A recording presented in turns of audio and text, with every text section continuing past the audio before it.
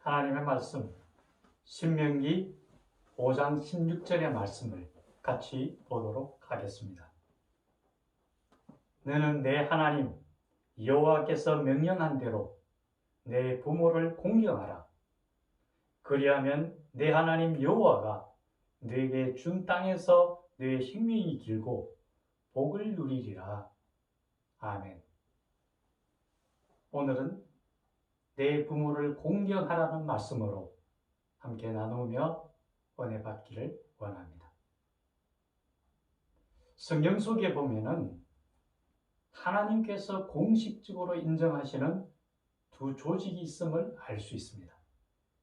그것은 바로 교회와 가정입니다.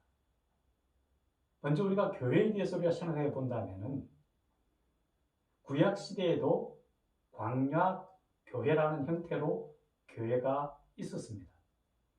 하지만 공식적으로 교회가 사용되어지고 교회가 세워진 것은 예수님으로부터라는 것을 우리는 분명히 알고 있습니다.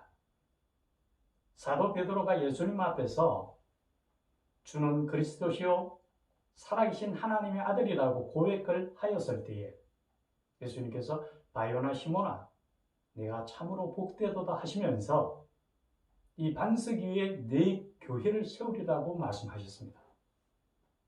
이 예수님께서 부활승천하신 후에 예수님께서 말씀하신 대로 교회가 세워지고 사도 바울을 통해서 세계 각지로 교회가 흩어지게 되었습니다. 이 교회는 예수님의 몸이고 예수님은 교회의 머리이십니다.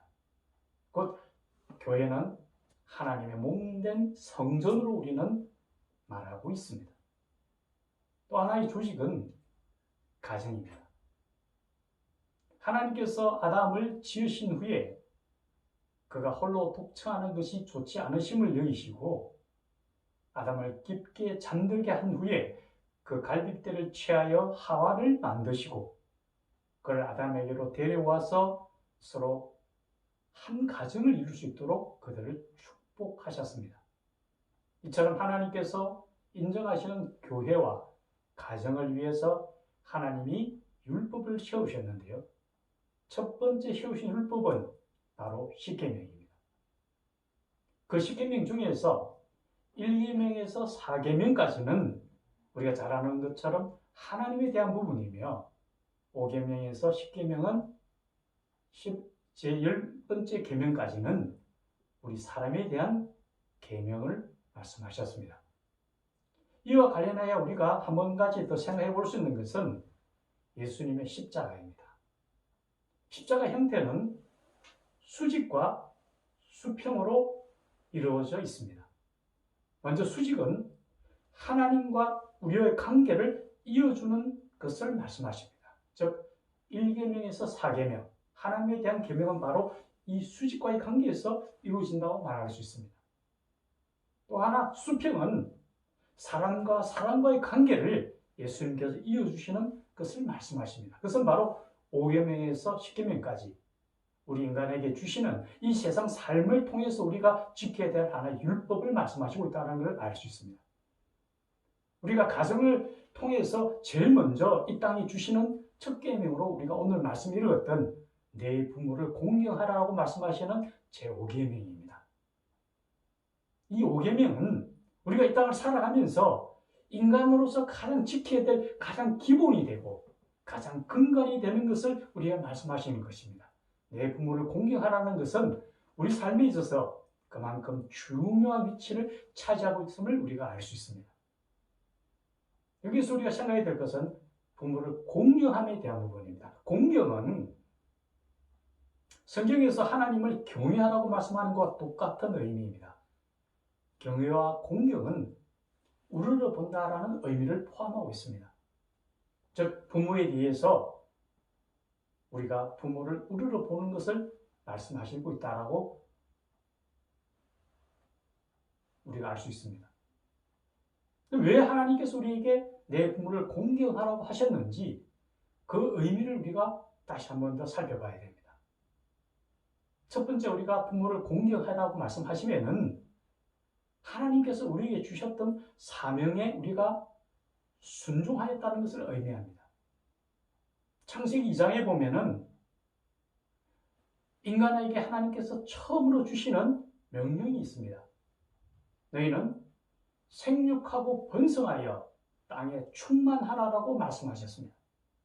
즉 우리가 후손을 통해서 이 땅을 충만케 하는 것이 우리에게 주셨던 첫 번째 사명이었습니다. 우리는 아무리 힘들고 어렵다 하더라도 그 사명을 순종하기 위해서 우리는 자녀를 낳고 양육해 나간다라는 거죠. 요즘에 보면은 젊은 세대들은 자녀를 안 가지려고 합니다. 왜 그럴까요? 자녀를 양육한다는 것이 쉽지 않거든요. 누구나 느끼겠지만 그만큼 어렵다는 것을 알기 때문에 그 어려움을 자기가 직접 맡으려고 하지를 않기 때문에 자녀를 낳지 않으려고 합니다. 하지만 우리 그리스도인은 이것은 하나님의 명령이기에 우리가 원하든 원하지 아니하든 자녀를 둔다라는 것은 하나님의 명령을 순종함에 이르렀다라는 거죠. 하나님께서는 우리에게 이렇게 말씀하십니다. 제사가 순종보다 나음이라고 이야기하십니다. 하나님께서 원하시는 것은 제일 차적으로 우리가 하나님 앞에 순종하기를 원하신다라는 거죠. 그 순종에 대한 우리 대답은 바로 자녀를 양육함에 있다는 것. 그래서 부모를 공경함이 있다는 걸 우리는 알아야 됩니다.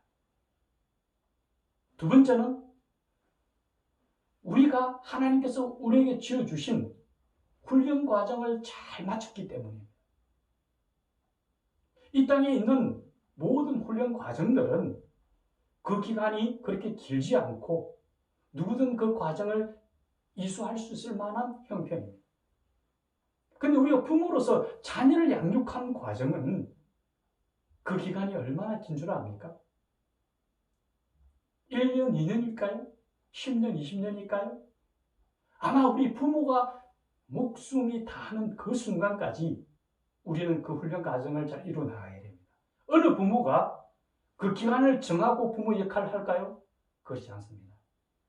우리가 이 땅을 떠나는 하나님 나라에 가는 순간까지 우리의 주어진 우리 자녀를 양육하면서 그러한 과정들을 다 이루어나갈 겁니다. 또 우리가 책임져야 될 그 훈련 과정 속에서 우리에게 주어지는 짐이 얼마나 클까요? 그 한계가 있을까요? 부모가 자식을 위해서 무언가를 할 때에 어떤 한계치를 두고 합니까? 그렇지 않을 겁니다. 내가 할 수 없다면은 내가 할 수 없는 것까지도 다른 사람을 통해서까지라도 그 자녀를 위해서 다 하려고 할 겁니다. 그만큼 훈련 기간이 길고 그 훈련의 양이 엄청나게 넓다라는 거죠. 그렇기 때문에 어떤 부모든 공경받아 마땅하다는 걸 우리는 알아야 됩니다. 이 세상 속에서 일정한 훈련이 끝나고 나면 어떻게 합니까?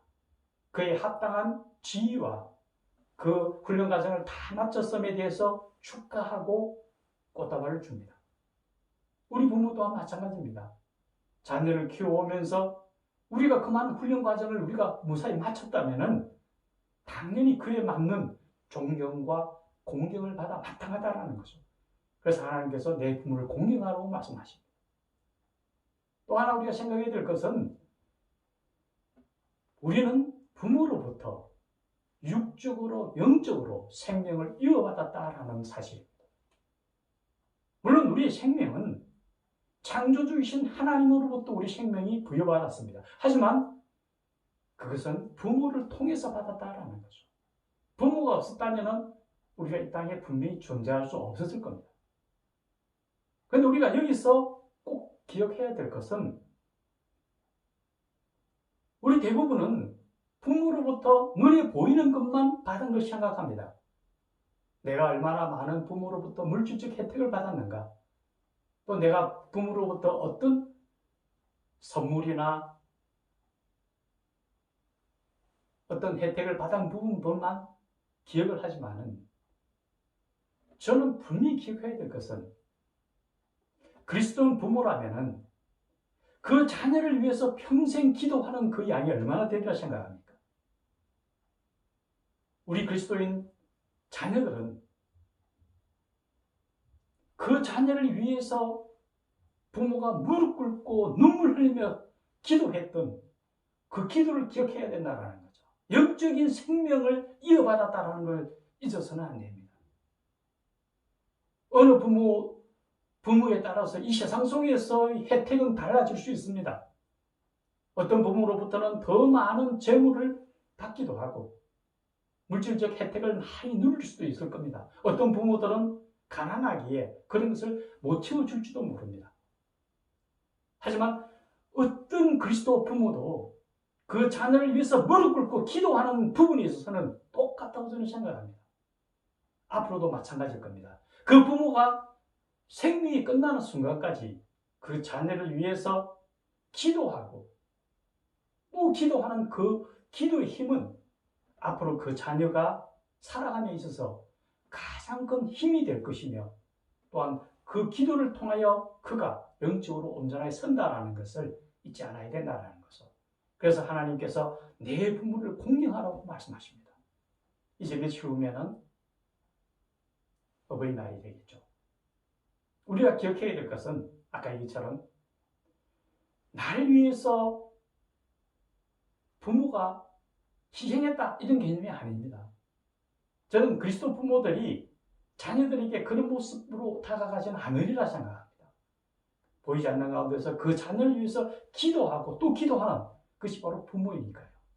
그런데 우리 자녀들은 또 기억해야 될 것은 날 위해서 내 생명을 이어주셨고 또 날 위해서 그렇게 기도하시는 그 부모님 앞에 우리가 다른 어떤 것보다도 공경함을 갖는 것이 하나님의 뜻에 맞는 거며 또한 나를 이 땅에 주신 부모에 대한 사랑과 은혜가 아닐까 생각합니다.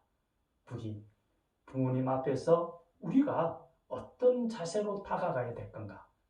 하나님을 경외하는 것처럼 우리 부모를 공경함으로 부모의 사랑과 은혜를 되찾을 수 있는 그런 자녀가 되기를 예수님의 이름으로 축원합니다. 같이 기도드리겠습니다. 생명의 근원이신 하나님, 하나님이 우리 부모를 통하여 우리에게 생명을 주셨고 또한 우리 부모는 우리를 위해서 헌신하며 훈련 과정을 다 마쳤기에 부모님을 공경함이 우리에게 마땅하다고 가르치셨습니다. 주여, 정말 우리를 위한 그 부모의 기도를 통하여 우리가 이 땅을 살아갈 힘을 얻고 또한 어렵고 힘든 과정 속에 우리가 빠져도 그 부모의 기도를 통하여 우리가 헤어남을 주님 앞에 고백합니다. 주여, 우리가 정말 한순간순간마다 주님이 주신 생명을 이어가던 부모를 기억하게 하시고 부모님을 사랑하는 그 마음을 공경함을 드러내며 늘 부모님 손잡고 하나님과 그 나라를 향하여 힘차게 달려가는 우리가 되도록 도와주시옵소서. 예수님의 이름으로 기도드리옵나이다. 아멘.